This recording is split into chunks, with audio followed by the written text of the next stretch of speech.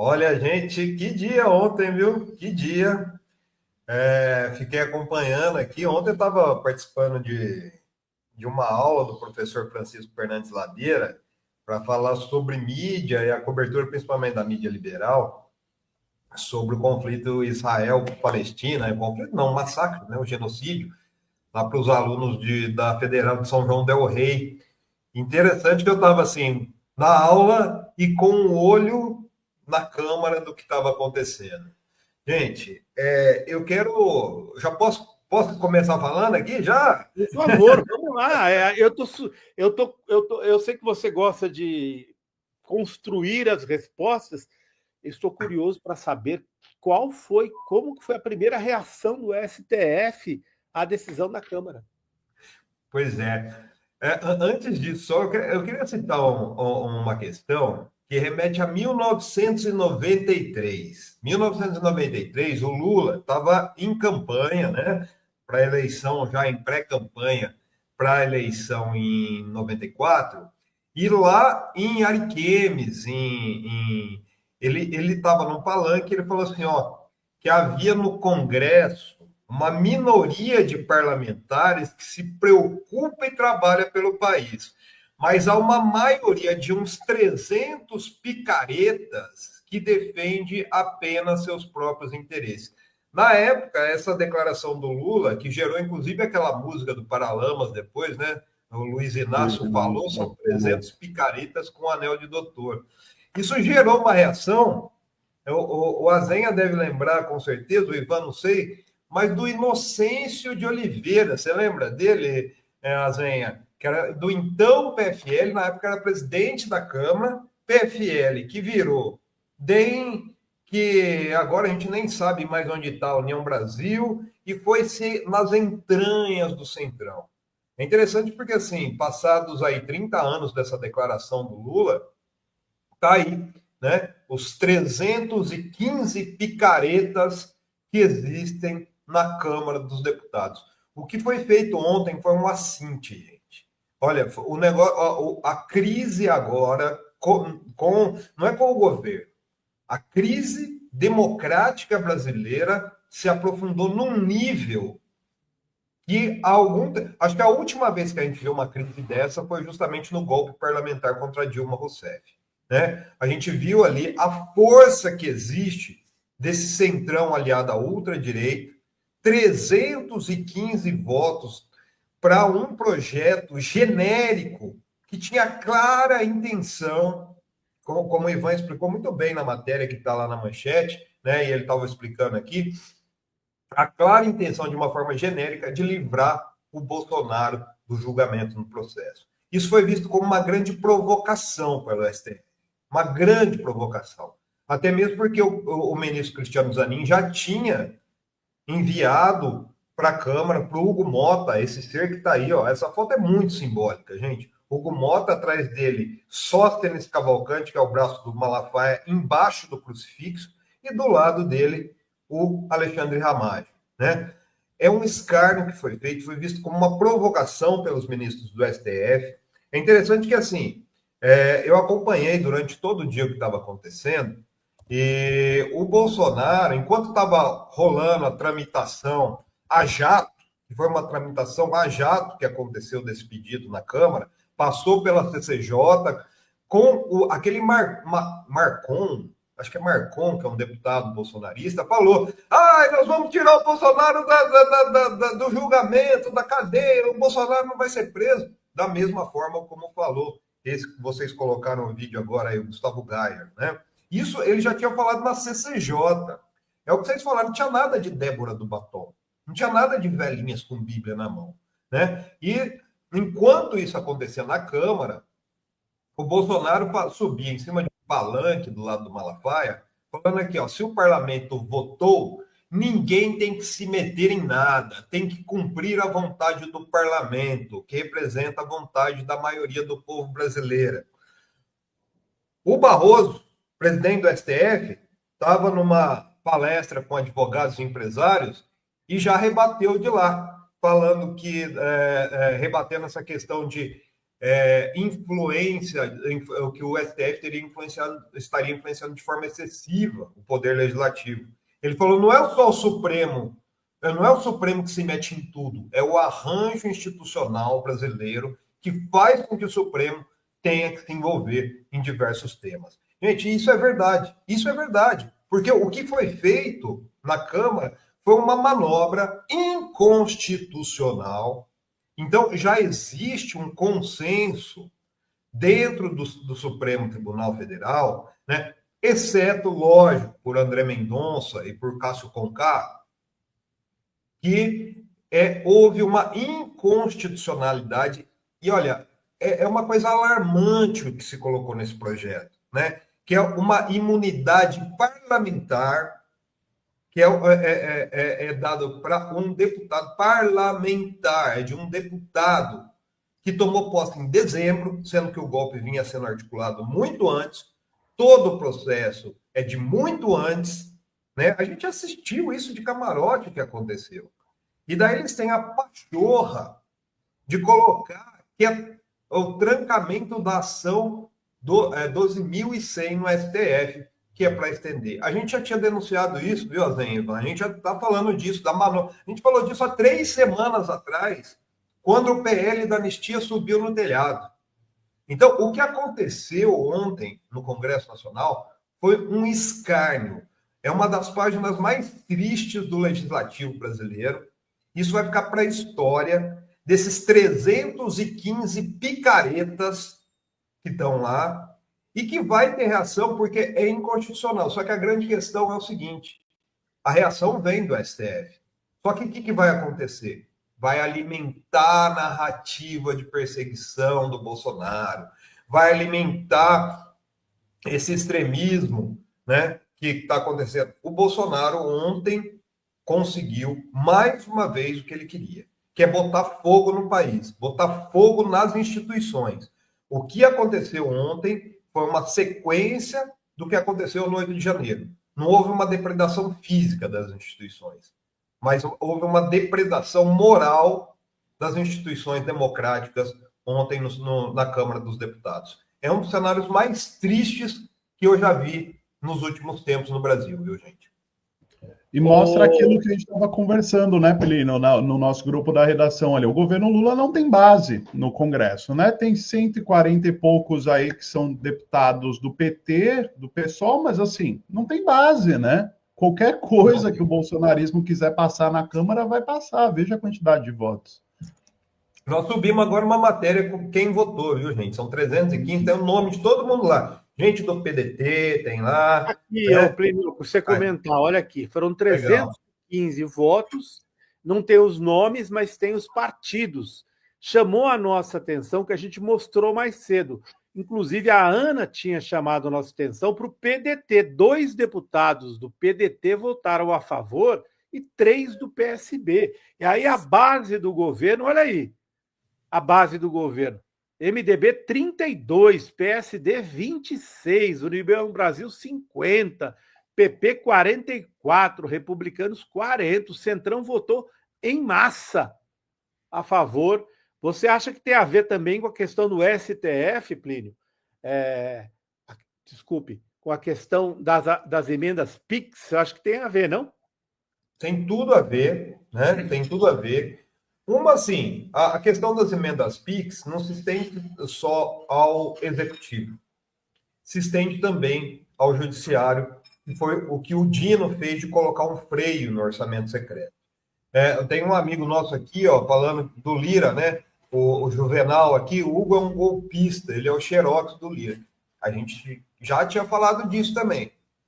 Eu não estava convencido de que o Hugo Mota estava na base do governo. E ontem ele rasgou essa fantasia. Então tem a ver com essa reação. Eu acho que tem 3 temas principais, e depois eu vou listar mais um movimento que está acontecendo no Congresso Nacional, principalmente na Câmara dos Deputados, que é muito semelhante ao que aconteceu em 2016 com o Eduardo Cunha e Michel Temer. Muito semelhante, né? Essas 3 questões que envolvem esse pedido Tem a questão das emendas, que o Azenha falou, que foi um freio de arrumação que o governo Lula e o ministro Flávio Dino colocaram no orçamento secreto. Tem a ver com essa questão de Bolsonaro, né, que eles falam, né, de influência excessiva do judiciário no legislativo, e tem a ver com eleições 2026. Tem muito a ver com eleições 2026. Gente, dá até para colocar aquele quadro de novo lá dos partidos, Azenha. A costura, olha aí para vocês verem. PL 85, são 92 deputados do PL, se não me engano. 85. Os outros devem ter sido abstenção ou não compareceram. União Brasil, 50. União Brasil tem cargo no governo. PP, 44. Republicanos do Hugo Mota e Tarcísio Gomes de Freitas, 40. MDB, 32. Isso é a formação da terceira via. Isso está muito claro, está muito claro. O PP já falou que vai jogar no candidato anti-Lula. Então, o que acontece? E daí tem um movimento. Isso aí a gente viu, foi um teste para saber aí quem está com quem. Quem está na base, quem está contra o Lula e quem está a favor do Lula. Então, são 315 contra 143. Lembrando que a base progressista, né, o campo progressista, tem 130 e alguns deputados, 133, se não me engano. Então, teve 10 a mais só contrários na base progressista. Ou seja, isso mostrou que o governo não tem base na Câmara dos Deputados. E daí, ó, eu separei algumas coisas aqui. O que está em jogo lá? Hoje eu até vou falar com alguns deputados.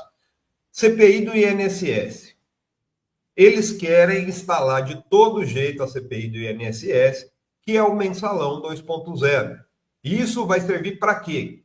Para tirar o foco justamente dessa questão de que o Bolsonaro se livrou através de uma manobra, né? Então, o foco vai ser CPI do INSS. A mídia está dando uma força muito grande. Hoje tem um artigo, depois eu vou até escrever um artigo rebatendo isso, do Merval Pereira, viu, Ana e Azenha, falando que a pauta eleitoral agora é corrupção.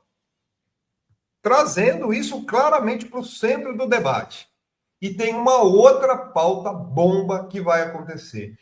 A pesquisa Atlas, né, Bloomberg, eu lembro que a última pesquisa Atlas Bloomberg falou que uma das bandeiras que são mais conhecidas e mais admiradas do governo Lula foi justamente o enfrentamento aos ricaços com a MP do imposto de renda, de taxação quem está acima de 50 mil. Jogaram a relatoria dessa proposta para quem? Dessa MP para quem? Arthur Lira, senhor Arthur Lira. Ele mesmo, ele deu uma entrevista ontem, falando da relatoria desse caso, que ele pode rever as alíquotas do imposto de renda para os mais ricos. Ele apontou exatamente aqui, ó. O estudo afirma... não é essa parte. Ele fala exatamente que ele vai buscar alternativas, que é o mesmo discurso do Ciro Nogueira. Você lembra que o Ciro Nogueira foi lá no evento do BTG Pactual e falou assim, ó, não vai taxar os super ricos aqui não, porque eu faço parte dessa turma. Então nós vamos apresentar uma alternativa para compensar a perda que vai ter com a anuência que tem aí do imposto de renda para quem ganha até 5 mil reais.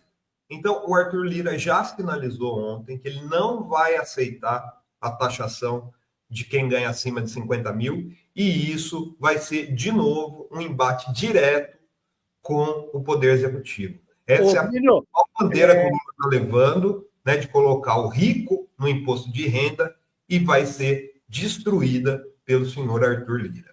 Só para dar uma informação, o PSOL vai entrar com uma ação imediatamente no STF de inconstitucionalidade contra essa decisão da Câmara. E aí, só para dar uma cortadinha aqui, vivendo um dos momentos... Vamos ouvir a Fernanda Melchiona, a reação dela ao que aconteceu ontem. Nós estamos vivendo um dos momentos mais graves da Câmara dos Deputados. Que vocês, uma parte do trenzinho da anistia, achincalham, apequenam e rasgam a Constituição Federal do Brasil. Aqueles e aquelas que querem transformar essa sustação em relação ao ramagem no trenzinho da anistia para os golpistas do 8 de janeiro não honram o mandato parlamentar. É uma vergonha. Está na casa que homenageia Rubens Paiva, torturado, assassinado, executado pela ditadura civil-militar, e ter parlamentares usando as suas prerrogativas para defender os golpistas de 2022, 2023. E, presidente Hugo Mota, essa responsabilidade também é sua. Uma discussão dessas, sem encaminhamento, deputada Erundina, sem que o plenário saiba o que está sendo discutido. O que acontece aqui é que os golpistas de ontem e de hoje querem pegar uma carona e anistiar todos os núcleos que comandaram a tentativa de golpe do 8 de janeiro. O artigo 53 é claro. Aqui está se debatendo a prerrogativa de parlamentares, deputados e senadores. Não está se debatendo a prerrogativa de alto escalão do Exército. Não está se debatendo a prerrogativa de atentado com bomba, de gente que não tinha nenhuma imunidade parlamentar. Não está se discutindo um núcleo golpista que durante 2 anos, quando viram que os direitos políticos do Lula foram devolvidos e queriam perder a eleição, começaram uma trama enorme para deslegitimar o sistema eleitoral brasileiro. E mais grave que isso, ignoram deliberadamente uma súmula de 40 anos, em que o Supremo Tribunal Federal, há 40 anos atrás, disse que a imunidade parlamentar não se estende a corréus. Não para em pé a sustação da ação penal. Não para em pé. Mas vocês querem fazer política para a base radicalizada da extrema-direita. Querem esgaçar a crise institucional com o Supremo Tribunal Federal. Querem dar respostas para o gado golpista que fica aplaudindo discursos contra as liberdades democráticas. Desonram aqueles que lutaram pela Constituição. Desonram os que batalharam para ter liberdades democráticas. Nós temos orgulho de estar do lado certo da história, daqueles que batalharam contra a anistia de ontem, para julgar os golpistas lá de 64 e que querem a responsabilização dos golpistas de hoje. Nós sabemos que esse voto será histórico e nós temos orgulho do voto não do PSOL. Agora, o problema aqui não é o posicionamento político do nosso partido, é a irresponsabilidade, presidente Hugo Mota, da Câmara dos Deputados, que se apequena, que se achincalha e que mostra que, lamentavelmente, não honra a Constituição que jurou defender. Sem anistia para golpista. É isso. Bom. Gente, o nível de indignação é esse, né? Elas vêm, Ivan, porque é isso que a gente está vendo. É a mesma escumalha golpista. É a mesma. A gente está denunciando isso aqui, olha, há semanas. Quanto teve de repercussão? Eu estava vendo. Sabe quem? O único portal da mídia liberal que colocou isso na manchete, foi o Estadão, mas contra, apoiando essa medida. O UOL não colocou, a Globo está dando de ombros. Então, assim, a gente está denunciando tudo isso aqui já faz semanas. É a mesma turma do Michel Temer. É a mesma turma que vem de uma longa espera. É interessante que eu achei uma foto do Temer com o Rogério Marinho, que hoje ele era a base do Temer no golpe. Então, assim, o Rogério Marinho na época era do PSDB. Quem que está se sobrevivendo? O PSDB agora está se alinhando ao Podemos para não morrer. Então, são os 315 picaretas com o anel do doutor. Infelizmente, o Lula denunciou isso em 1993, lá em Ariquemes. E continua o mesmo problema. Eu acho que agravou ainda mais, viu? Agravou ainda mais. Na época, os picaretas que tinham uma certa vergonha. Tinha um ou outro, Heráclito Fortes, né? Que eram mais, que bradavam mais. Hoje eles perderam a vergonha de defender criminoso, de livrar mandante de assassinato, como é o caso do Domingos Brazão, de ação, sabe? De defender abertamente os endinheirados que aumentam os preços da desigualdade social no Brasil. É uma vergonha que a gente está vendo na Câmara dos Deputados, gente.